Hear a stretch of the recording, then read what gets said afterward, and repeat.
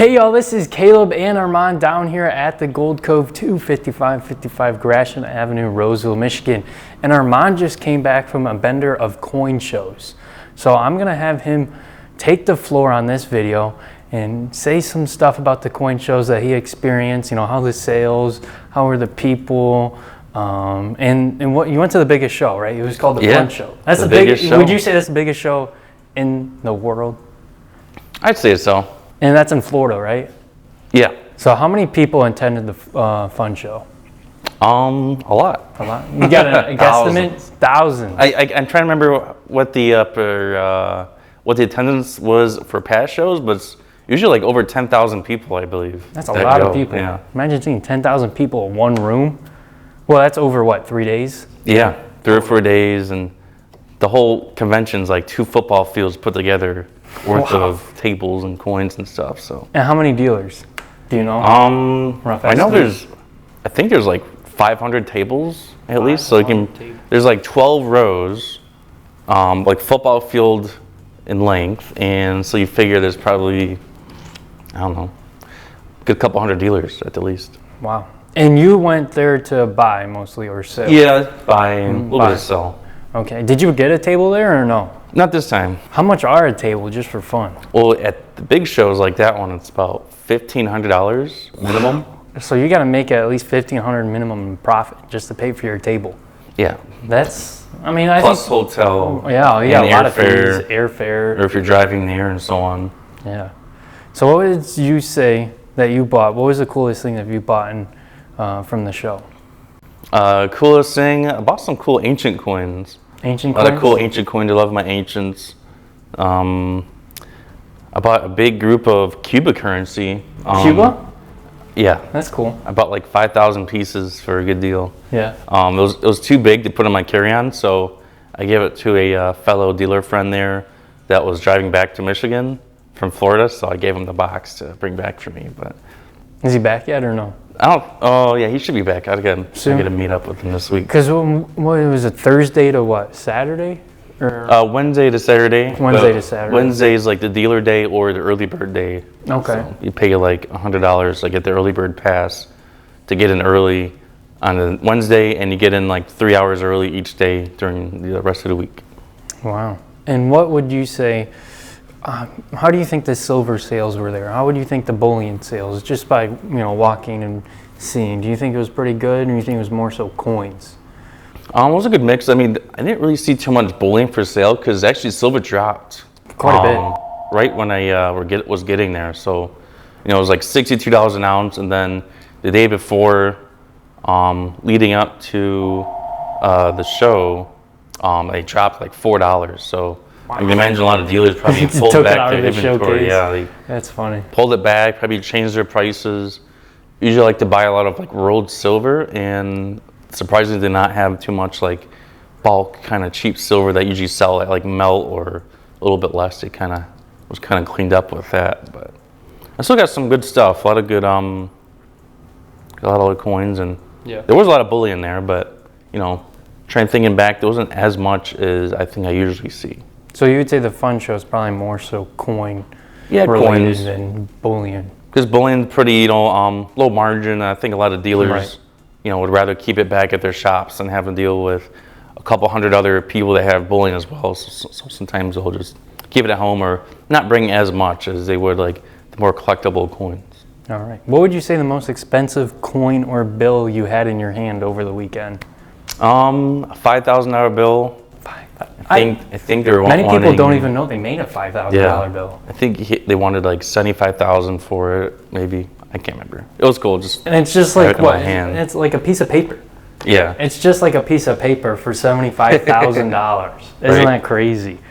That's amazing to think of. Yeah. They made a $500 bill, $1,000. For people that don't know that are watching right now, they made a $500 bill, a $1,000 bill, a $5,000 bill, and a $10,000 bill.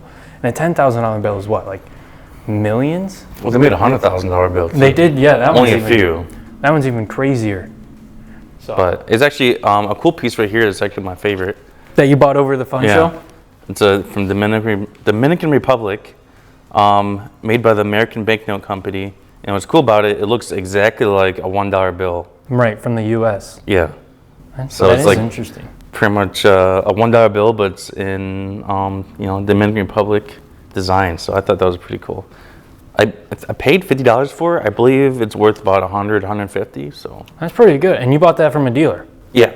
So you can find some stuff at crazy big shows like that. You can find things that are a little undervalued, and you can buy them and then resell them. That's why your mom went down there.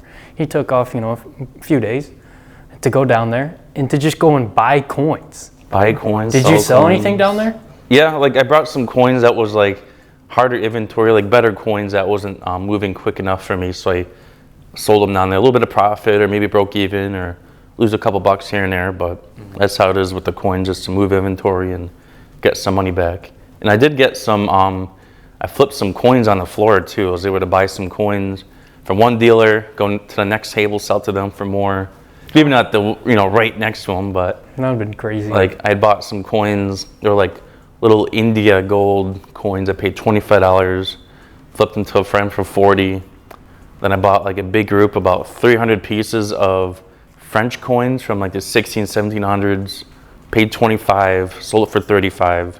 So that's about $3,000. Yeah, that's good margin. Roll in to buy even more coins, and that's kind of how you do it at the shows. Right. A lot of, I think Cameron mentioned in a video before, he'll go to the show and buy a coin, pretty much the same thing I did, buy a coin for a good deal, sell it to another one, and just kind of flip it and keep turning it and get more and more money. So. Right, you got to spend money to make money in coins, right? Mm-hmm. That's what, yeah. And you went to another coin show over this weekend too, right? Yeah, it was like a little coin show that I run locally here. Local, so you run a coin show? Yeah, I did know that. I run my own coin show. For people that don't know. What's it at? It's a Royal Oak, Michigan coin show. How was that one? It was good. It was kind of slow, but it was not bad. It was always a good crowd. I picked up a really good deal on a bunch of rolled silver there, so I got a lot of like USSR silver. Oh, that's pretty cool. I just like all the different foreign coins. There's a lot of cool Mexico, Italy, West Germany, Soviet Union. Because you would say not many people have a lot of knowledge on the old foreign coins, so you know that there's a little bit more of a margin in it than versus U.S. Yeah. That's what you would say? Got a big bag of these 10% silver pesos. People love these things. Oh yeah, they go crazy on giant coin that's got $5 worth of silver in it, but it's got a cool design on it. People love them. Yes, sir. All right, guys, we'll be back in 1 second. We just got to help this customer walking on in. Hey, y'all, and we're back. We just had to help a lady here. She brought in a gold bar, and she thought it was real, and unfortunately, it was counterfeit.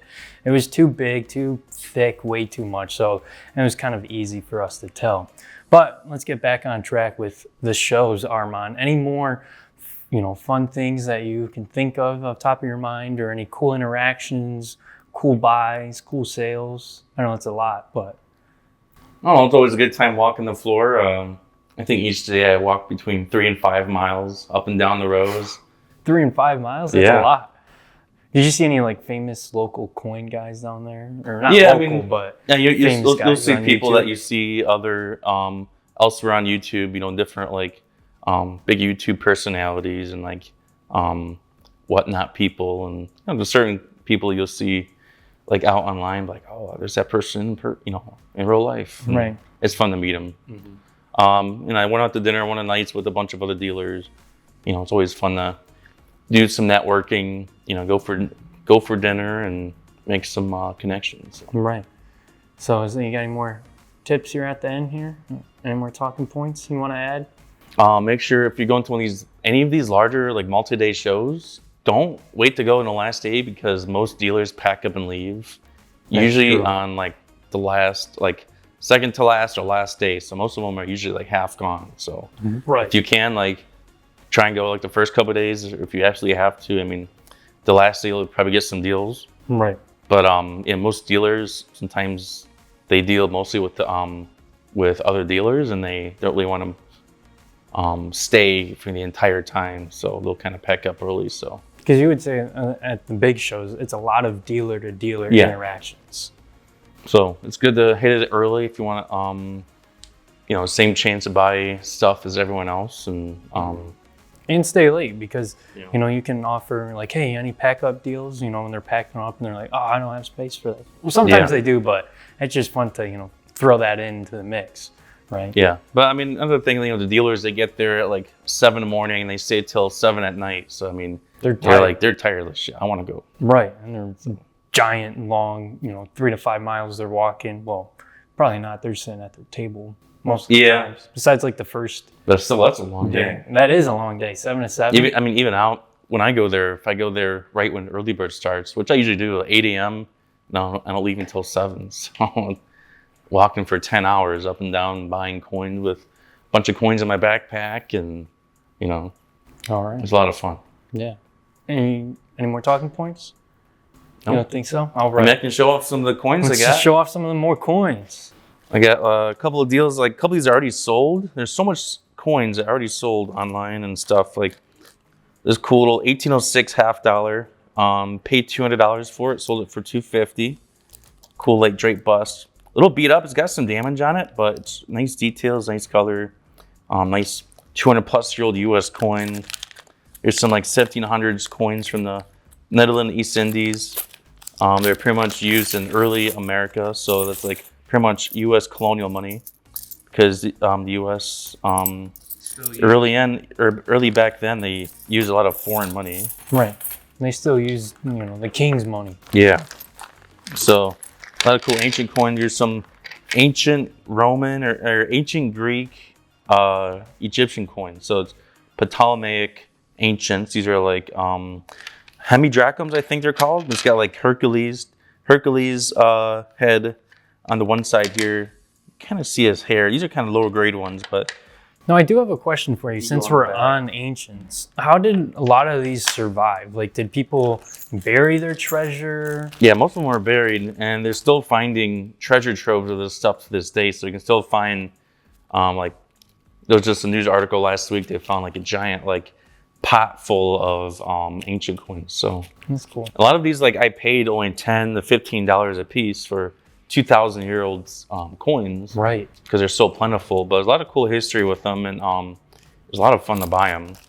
And let me find a couple other pieces. These are really cool coins. These are ancient Byzantine. They call them anonymous folii. They're or phallus, as they're also called. They actually have the bust of Jesus Christ on it. Wow. So it was like the Holy Roman Empire, the Byzantine. It's got like a cross on this side. This side, actually, in the second line down, it says Christ on it, or Christus. So they're pretty cool, like ancient. These are from, between 900 and 1200 AD. So 1,000-year-old ancient coin with Jesus on it, literally. And you can buy those for how much? Usually around $20, $30. And I should get crazy and old coin. It's so cool with Jesus on it. Here's some cool, like, ancient Persia silver.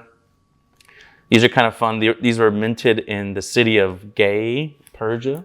So that was the name of the town, was Gay. So it was like Gay, the Gay people. Persian mint. Yeah. Yeah, very happy. So it's kind of fun name for some ancient silver and a bunch more different ancient bronzes here, and a lot of cool stuff. And you got, this is all foreign. Yeah, world silver. Mix of all foreign silver. Man, I love that sound. That silver actually sound. Right here. It's beautiful. They call this Spanish treasure money, or pirate money, because these are like Spanish cobs. So we got like pretty much the money that pirates would have been after, like copper and they were trying to steal your booty. Different, Spanish municipal money. A lot of cool stuff. Like, these are really cool. These are my favorite. Like, pretty much it's just like a handful of like treasure money, like a bunch of copper cobs. This one has a date on it, 1655. So these are from the 1700s. Wow. Even older, 1500s. So that goes to show you, like, the oldness doesn't necessarily mean value. It has to be a rare coin to bring value, a rarity, a low mintage coin. So a lot of the times people fall into that misconception of, oh, I have this old $1,700 coin, or not $1,700, 1,700-year-old coin, and it's only worth 10 to 20 bucks, unfortunately. So it's crazy to think like these old ancient coins can be worth thousands or even more, but they can also only be 10, 20, 30 bucks. Yeah. So it's just wild to think. Then we got what, a whole bunch of foreign paper over here that there's a bunch I have at home. They're like just in bags, but I bought several thousand banknotes. Right, and a lot of these are just like what, quarter, dime, 25 cents. Well, maybe in 50 exchange rate cents. value, a lot of them are obsolete, but Obsolete. usually I pay between 25 and 50 cents a piece. Then at the shows, I'll resell them for $1. So Right. usually double up, or sometimes some of these I think I paid up to 90 cents a piece, and I'll maybe sell this for a few dollars. But most of this I'll go to in a big bin and be like $1 a piece, and people love going through it. Kids, adults, everyone. Oh yeah, it's great So stuff. it's a break some money, and it's just fun. Oh yeah. Hyperinflation, Yugoslavia. So there's a bunch of Cuba money that I bought that's still coming. I had to go pick up later this week, and just a lot of cool stuff. Right. This could happen to our dollar, hyperinflate. Yeah. So make sure you get your money in a silver and gold too while we're at it, right? Yeah. Alrighty, Armand, you think we're all done here with this video? Yeah. Alrighty, guys. I appreciate you guys watching. If you have any other suggestions you want to see, video-wise, leave them down in the comments. If you have any more questions for Armand, leave them down in the questions. Or for us, leave them down in the comments. I appreciate you watching this video. Don't forget to check out our up-and-coming videos, our past videos, and Cameron's Whatnot. Take care, everyone. Thank you.